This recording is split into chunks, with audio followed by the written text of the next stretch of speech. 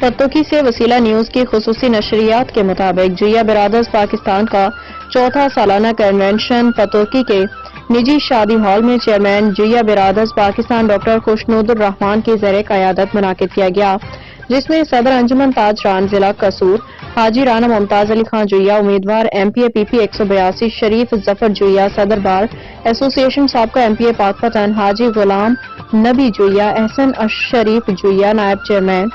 اشرف جلوانہ، general secretary جویا brothers Pakistan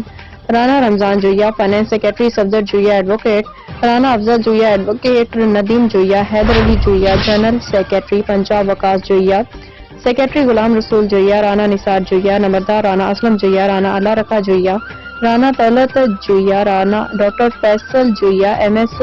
civil اسپتال پتوکی، حاجی خالد جویا، professor حافظ خالد ولید جویا، منصب جویا، مرکزی صدر احسن جلال جویا نے سالانہ کارکردگی کی رپورٹ پیش کی، جس میں تقریباً 4,76,000 روپے جویا برادری کی فلاح و بہبود کے لیے خرچ کیے گئے۔ تقریباً 60 طلباء کی تعلیمی اخراجات جویا برادرز پاکستان ادا کر رہا ہے۔ انشاءاللہ